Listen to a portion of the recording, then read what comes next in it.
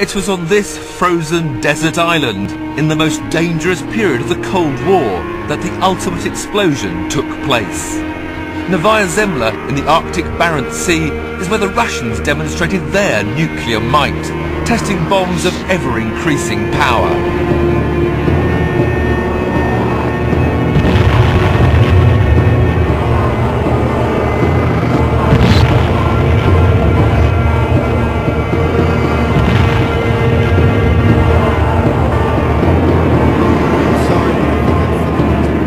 On October the 30th, 1961, they pushed the limits of explosive power further than they'd ever gone, or will probably ever go again. This bomb was codenamed the Tsar. It contained the equivalent of 58 million tons of TNT, or all the explosives used in World War II, multiplied by 10. Although beaten to build the first atom bomb, Russia caught up, then overtook America in building ever bigger hydrogen bombs. The Tsar, the biggest bomb, the most powerful device mankind has ever constructed, was to be their masterpiece. And a political showpiece too. 6 camera crews were assigned to film this unique moment in history. The aircrew were hand-picked. They'd been warned their safety couldn't be guaranteed.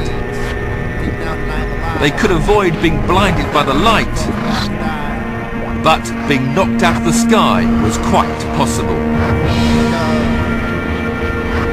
The exact moment of release was controlled from the ground. The bomb had been given a parachute to slow its descent and give the crew more time to escape.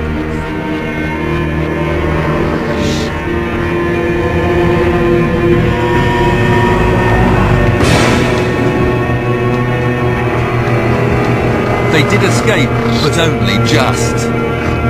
The plume rose right through the cloud layer and kept on rising. It flattened out when the cloud was 40 miles high.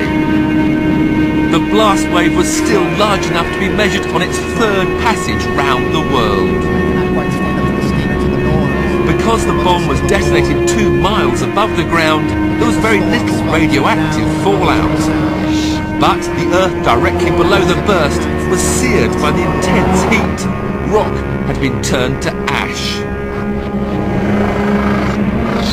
The bomb was 4 times bigger than anything America has ever exploded. Why something so large? The United States could develop very accurate missiles. The Soviets never mastered that technique very well, and to compensate for that, they really could level a very large